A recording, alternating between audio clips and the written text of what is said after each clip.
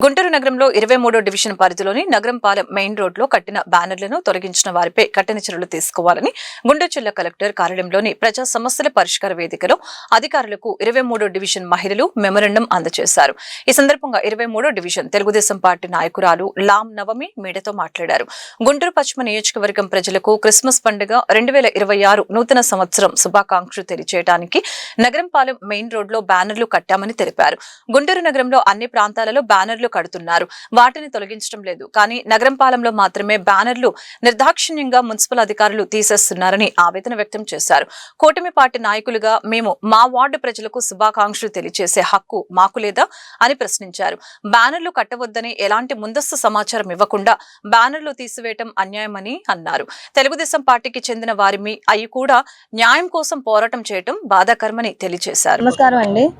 మొన్న క్రిస్మస్ కి మా నాయకులకి, మా ముఖ్యమంత్రి గారికి, 7 నియోజకవర్గాల ఎమ్మెల్యేలకి, ఎంపీలకి, చంద్రబాబు నాయుడు గారి మిసెస్ కి అందరికి కూడా క్రిస్మస్ శుభాకాంక్షలు తెలియజేశాము. ఆ రోజు ఒక 50,000 ఖర్చు పెట్టి క్యాలెండర్లు మార్కెట్ సెంటర్ నుంచి కలెక్టర్ ఆఫీస్ దాకా ఫ్లెక్సీలు కట్టడం జరిగింది. కట్టిన 2 గంటలకే కార్పొరేషన్ సిబ్బంది అక్రమ దళం అంట వాళ్ళు వచ్చి పీకేశారు. ఎందుకు తీసేశారని అడిగితే టౌన్ ప్లానింగ్ ఆఫీసర్ గారు తీయమని చెప్పారు.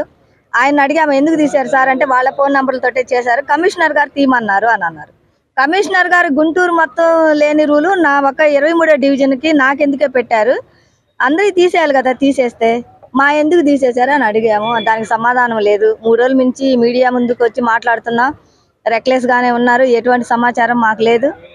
మళ్ళీ జనవరి 1 రోజు కూడా అదే జరిగింది, అట్టాగే 2 గంటల్లో తీసేశారు. వైసీపీలో నుంచి టీడీపీలోకి వచ్చిన వాళ్ళు తీసేపించారా, కాంగ్రెస్లో నుంచి టీడీపీలోకి వచ్చిన వాళ్ళు తీసేపించారా?